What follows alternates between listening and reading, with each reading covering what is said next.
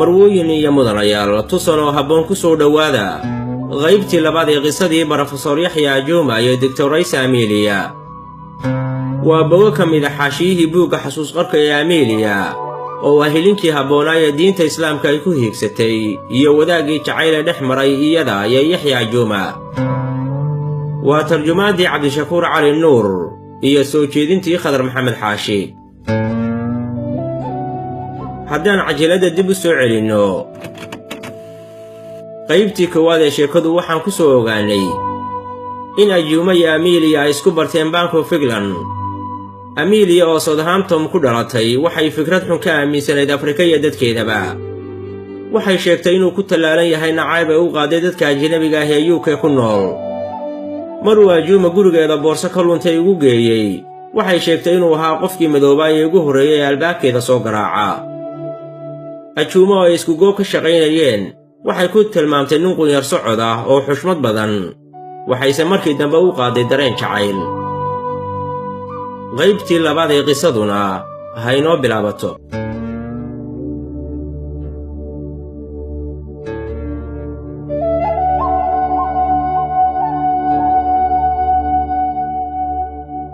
xiriirkayagu wuxuu ahaa mid sii socda, waxaanuuna isnaqaanay muddo dheer. intaa ka badan wakhti kuma lumin karin, waxaan kolba sarbeeb wax ku dareensiiyo. waxay noqotay markii dambe inaan si badheera ugu sheego damcayga. kolkaan u sheegay wuxuu igu yidhi arrintaasi waa mid nolosheenna iyo mustaqbalka labadeennaba khatar ku ah, sidaa darteed waxaan soo jeedin lahaa inaynaan ku degdegin. wuxuu niyadda iigu dhisay aqoon ahaan dadnimo qofeed iyo quruxba inaan ahay qof xul ah oo qof nasiib lihi heli karo. wuxuu iga mahad celiyey inaan qiimaynta qadarin u sarraysa ee qof la siiyo aan siiyey. wuxuuse dhib weyn ku tilmaamay khatarta ka dhalan karta arrintaasi inay tahay mid galaafan karta cawaaqibka nolosha iyo hannaanka aan u soo halgannay marka qiimayn lagu sameeyo xaaladaha markaa jiray. waxaan u sheegay umuurta inaan ku dhiiraday, isaguna uu si dhaba uga fekero. wuxuu yidhi waan ka soo fekeri inaan wakhti siinaana way qumanaan lahayd. waxaan ku yidhi bay tiri degdeg ma jiro. intaa kadib waxaan dareemay inuu dibufaagasho galay oo iga yarahe fogaaday. wuxuuse ahaa mid tixgelin iyo xushmad culis mar walba ii haya. wuxuu ahaa nin dantiisa guud ku far adag oo qorshe wadaninimo uu dalkiisa la damacsan yahay wax kastaba uu kala weyn yahay. arrinta jacaylka wuxuu u arkay mid qalalaase iyo laablakac ku keeni karta qorshihiisa mustaqbalka dheer. saas oo ay tahay kamaan hedhin Ajuuma, welina waxaannu isla nahay macallimiin. dharaar walba waxaan arkayaa Ajuuma oo agtayda ka agdhow. wuxuu noqday nin aqoon sare leh oo aad jaamacadda looga qadariyo. mar dambe waxaan ogaaday inuu muslim yahay, diinta weliba ku adag. wuxuu ahaa wadaad qaadiriya ama suufiya, sidaa daraaddeed ma ahayn nin xidhiir gaar ah la yeesha haweenka guurla'aan. islaamnimadiisa uu ku adag yahay waxay ka hor istaagtay cabitaanka khamrada iyo waxyaabo kale, taasoo mas-uuliyaddiisa kaamil yeeshay una sabab ahayd in wixii uu qabtaba oo dhanba uu ku guulaystay. halgankiisa kama madhnayn inuu dalkiisa muslimkaa ka xoreeyo gumaystaha marna caddaanka marna ka diinta duwan, taasoo marka islaamnimada ah la joogo camal wanaagsan ah qofku inuu dalkiisa iyo diintiisaba difaaco. wuxuu dalkiisa la doonayay madax bannaani dowladeed iyo mid aqooneed. arrimahaas ayaana dareenkii Ajuuma aan u qaaday ku noqday derbi adag oo aanan dhaafi karin. waxaan ka bartay wax badan oo diinta Islaamka ka mid ah. laftaydu waxaan dareemay dhowrsanaan, waayo hadduu ahaan lahaa mid kilaabada iyo goobaha tumashada taga, waxaan hubaa inaan wada tamashlayn lahayn oo aan cawaysyada meelaha isu raaci lahayn. qof ahaan isaga ka hor diinta Islaamka wax fikrada kama haysan, waayo waxaa qoyanaa raadkii kacaankii lagula dagaalamay kiniisadaha, sidaa daraaddeed diimahaba col baan la ahaa. waxaan jeclaystay aragti diimeed inaan ka gunto, laakiin Ajuuma aad uguma xeel dheerayn amuuraha diinta ee tawxiidka ku taxalluuqa. wuxuu ku wacnaa dhinaca cibaadaysiga iyo wardiga oo aan u malaynayo waalidkii inuu ka dhaxlay. wuxuu ahaa nin xeerarka Islaamka u dejisan, aan doonayn inuu si yar uga tallaabsado. wuxuu u dabranaa awaamiirta diintiisa. waa marka aan dareemay inaan soo galay xayndaab diimeed. sidaa awgeed berigii dambe marka aan la kulmayo madaxa waan soo awdan jiray, arrintaasna aad ayuu ugu riyaaqay una soo dhoweeyey. wuxuu ka tirsanaa urur u dhaqdhaqaaqa xorriyadda dalka yar ee Gambiya oo Ingiriisku gumaysan jiray. waxaa farxad ahayd 18 February 1965 in dalkaasi xorriyadiisa qaatay kana mid noqday waddamada barwaaqa sooranka. laakiin weli wuxuu si dadban u hoos imaanayay boqoradda UK ilaa laga soo gaaray 1975 markaasoo uu noqday Jamhuuriyadda Gambiya.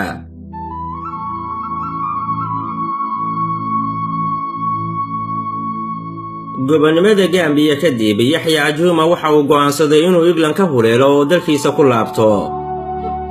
Amelia waxay tiri aniga dadkaygii waa iga yaaban yihiin, waxay ii arkaan qof lumiyey haniyo firfircoonidii uu lahaa, kana dhex baxay bulshadii la ayniga ahayd, taasoo ay garan waayeen waxay ku macneeyaan. Juma intuusan bixin ayaan habeen wada sheekaysanay, waxaanan ku qanciyey inaannu Gambiya wada degno isla markaana aan diinta Islaamka qaadan doono. wuxuu igu yidhi nolosha aad ku nooshahay kuna barbaartay Gambiya ma taal, sidaa daraaddeed inaan ku dhibo ma rabo ee adiga oo UK jooga muslim noqo. sidaan mar dambe ogaaday inaad qof muslimisa waa arrin qiimo weyn u leh dadka muslimka ah marka laga eego dhinaca camalfalka, sidoo kalena naxariis way kuu jiidi kartaa maadaama sida diintu qabto qofka aad cadaab kala baxsanayso. aakhirkii waxaannu ku heshiinay inuu baxo oo uu qiimayn ku sameeyo nolosha halkaa ka jirta, waraaqahana aannu kala helno. si joogto ah ayaan u xidhiidhi jirnay. Juma markii dalkiisa uu tegay waxaa loo magacaabay madaxa bangiga dhexe ee dalkaas.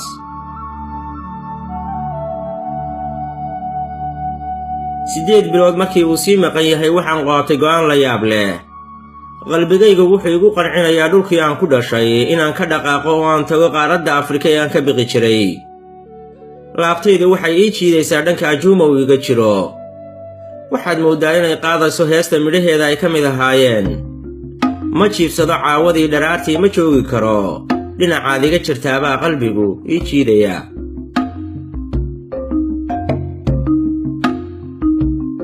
saddex bilood ayay igu qaadatay bay tiri inaan qorsheeyo safar dheer oo saamayn ku yeelan doona habku socodka noloshayda dambe.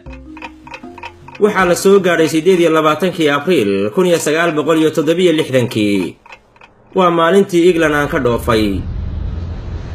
safar dheer kadib waxaan ka degay Gambiya oo ahayd halkii aan u socday. sidii aan filayay waxaa si wanaagsan oo la yaqaano ii soo dhoweeyey Juma. wuxuu igu dejiyey hoteel, wuxuuna iga codsaday inaan dirso nolosha halkan. anigu waan soo diyaargaroobay oo isaga ayaan doonayay, waxaanan ku khasbanaa duruufaha adag ee soo waajaha inaan la qabsado. daraasad dheer kadib waxaan ku qancay qaadashada diinta Islaamka. ashhadu an laa ilaaha illa Allah.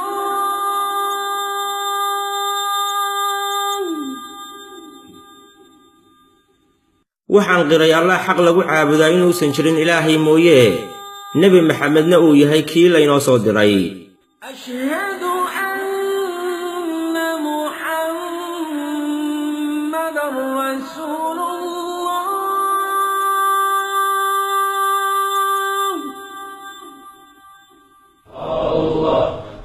Gambiya oo suufiyadu aad ugu badan tahay, waxay dadku in badan oo ka mid ah diinta u haystaan sidii hab dhaqan ah oo afka soo gaara.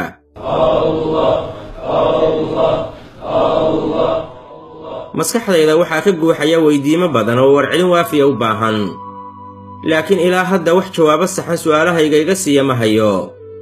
sidan waan ku wareeray, waayo anigu waxaan doonayay aqoon mug leh diintan igu cusub in layga siiyo. waxaan rabaa cibaadadu inay dhadhan ii yeelato.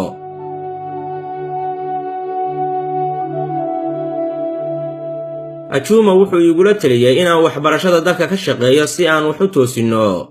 codsigaa waan ka aqbalay, dalkiina waxaan ula qabsaday si degdeg ah.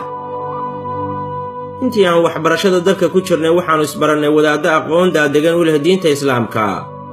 waxay ahaayeen wadaaddadii dariiqa san igu toosiyey. waxay lahaayeen maktabad islaami ah oo ay yaallaan kutub aqoon diimeed laga baran karo. rag bay ahaayeen ogol in lala doodo oo qofka u jihaynaya dhinaca eebbe. runtii aad baan culimmada uga helay.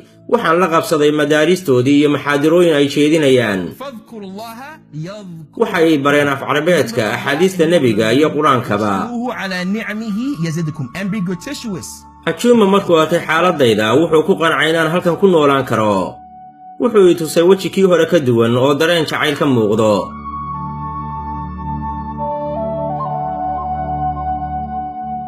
bacdama aan noqday gabadh asturan oo fahantay fiqiga iyo tawxiidkaba wuxuu markan go'aansaday inuu guur ii soo bandhigo.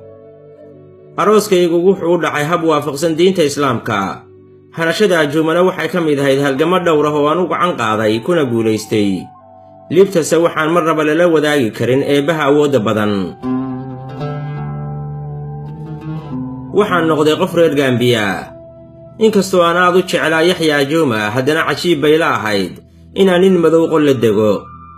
aad buu u feedha weynaabay tiri oo wuxuu ahaa mid quurin jiray, sankana wuxuu ku lahaa timo xitaa markii dambe cirro noqday.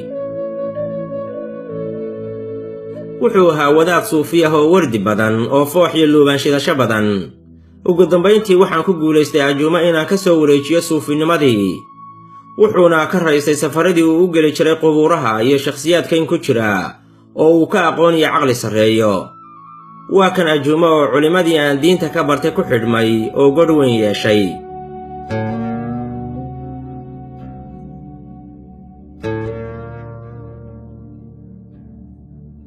waxaan ahayn laba qof oo akaademig ah oo aad isu yaqaanaa. waxaan ku noolaannay nolol ay ku ladhan tahay xiise iyo farxad. 1969kii waxaan ku mahadinayaa eebbaha noogu deeqay wiilkaygii curadka ahaa. waa Abubakar oo aan ugu magac darnay saaxiibkii koowaad ee nebiga. sannad kadibna waxaa dhalatay Faaduma oo aan ugu magac darnay gabadhii ugu yarayd ee uu dhalay Nebi Maxamed.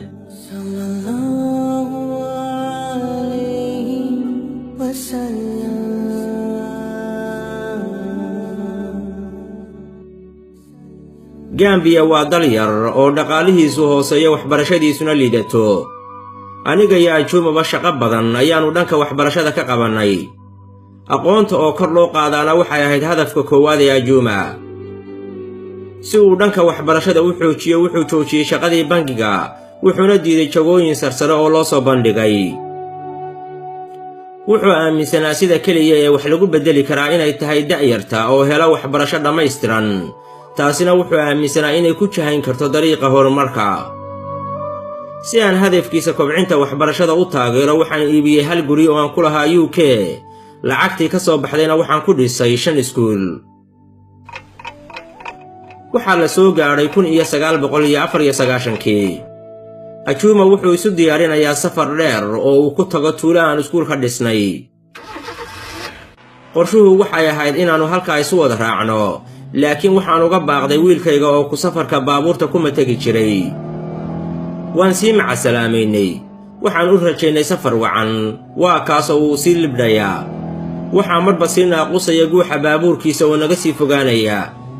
marnaba maankayga maan gelin 30 sano oo noloshayda saamayn uu ku lahaa Ajuumaha sii socdaa inuusanba dib noo soo jalacayn.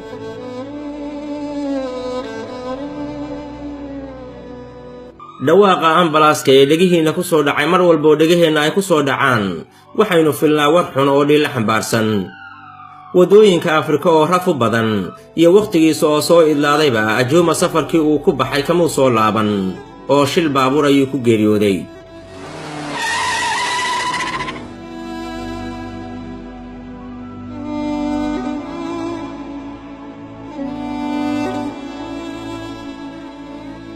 inkastoo Ajuuma godgolay, laakiin weli waxaan ahay gabadh reer Gambiya. halkan baan sanooyin badan oo kale ku sii noolaa. laakiin 2000 ayaan UK mar kale deegaan ahaan ugu soo laabtay, aniga iyo carruurtaydii. markanse waxaan ahay qof howlgaba. inkastoo aan tacliinta xoog gelinay, haddana Gambiya waxaa jiray hirar qofkii isku dayaa inuu ka hortago uu ku hafanayo. hirarkaasi waa kuwa musuqmaasuqa oo ciribtirkiisa loo maaro waayey.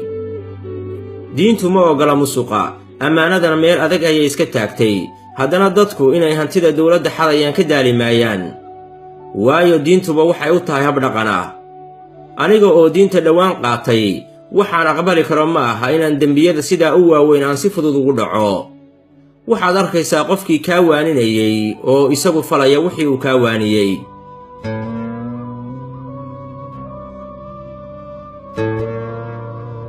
UK aad bay isu beddeshay. waan ku farxay markaan arkay caddaankii iyo madowgii iyo bulshooyinkii oo aad isu dhex galay iskuna milmay. waanse hubaa dadka ila filka ahi inay aad u dhibsanayaan, waana wax iska caadiya dadka cimriga dheer helaa iyaga oo yaaban oo isbeddelka adduunkan ka dhacay ka yaaban oo ka ashqaraarsan inay geeriyoodaan. waana xikmadda dhimashada iyo geeridu xambaarsan tahay in casri kastaba dad la qabsan kara ay joogaan. waxaan eebbe ku mahadinayaa inaan muslin ahay.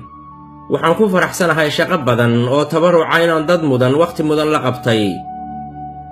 waxaan aaminsanahay inuu noloshaydan macno u yeelay Yaxya Ajuuma. cabbirka aan taa ku gartayna waxaan nolol ku soo gaadhay in adeertay oo aan isku fasal ahayn, waxbarashada iyo shaqadaba heer sare ka gaadhay, ahaydna marka miisaan la saaro wakhtigaa qof guulaysatay. kolkii aan ugu tegay iyada oo guri coosh badani dhex yaalla ku jirta, shaqana ay uga soo hadhay ey weyn oo ay marna bannaanka u saarto marna soo celiso. derbiyada waxaa ugu dheggan sawirro aanu beri aanu yaryarayn wada galnay oo laftoodu niyadjab iyo quusku ugu filan, waayo waxaa cajiib ah in qofka aad beri ahayd maanta aadan ahayn. waxaa la yaab ahayd kolkii ay guddoonsiisay qormo aniga igaga warramayso oo ay cuwaan uga dhigtay walaashaydii luntay. niyadjabka ugu weyn waxa ugu wacan iyada oo nolosha adduunka ay joogto gabtay, midda dhimashada ka dambaysa ee aakhirana rajo weynaan ka qabin, oo aaminsanba geeridu inay tahay nasiib xumayada soo waajahday. keligeed ma ahayn ee dhammaanba barbaartii beri haystay idaacadaha iyo jaraa'idada UK inta maanta nooli mid kastaba isagoo asaasaq ah ayuu guri cidlaa ku nool yahay. qaarkood inta ilowshiyo ku dhaceen inay ku gartaan iskaba dhaafe, iyaga ayaan garan karin qofka ay bulshada beri ka ahaayeen. aniguse haddii ay doonto yaysanba dhicine waxaan qabaa oo ku hamiyayaa rajo ah Ajuuma inaannu mar kale jannooyinka carafta badan nolol aan dhammaad lahayn ku wadaagi doonno. taasi waa yididiilo iyo naalood wanaagsan oo aad kaga qanci karto maalmihii wanaagsanaa ee dunidan oo aadan marna soo ceshan karin. waxaan kaloo haystaa laba aan dhalay oo waajib u arka inay xanaaneeyaan dhulkana aan ii quudhin, sidaa daraaddeedba wax warwar ah nolosha kama qabo. waan ku faraxsanahay wixii aan soo qabtay.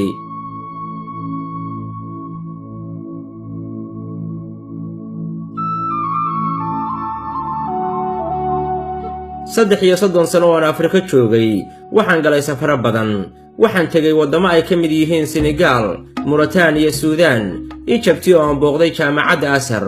waxaan kaloo tegay magaalooyinka barakaysan ee Maka iyo Madiina oo aan xaj u tegay.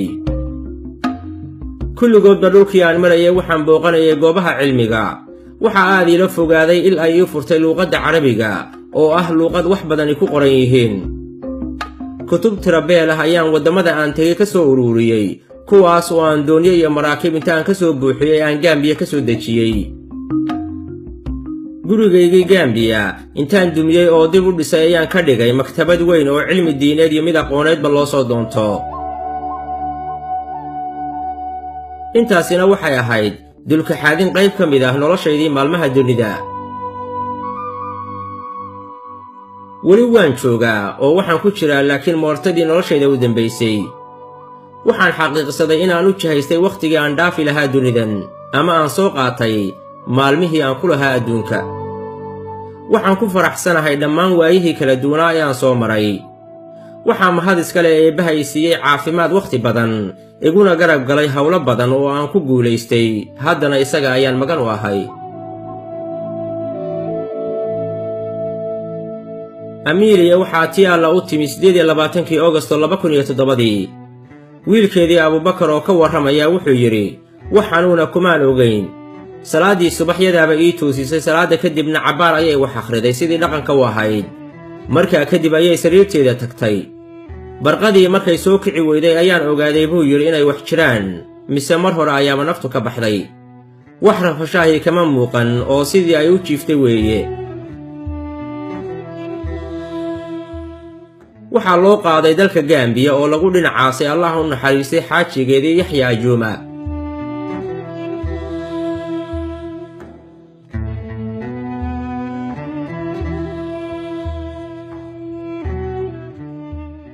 marwooyin iyo mudanayaal, intaa waxaa ku dhammaaday sheekadii aan ka diyaarinay buuggii xasuus qarka ee Amelia.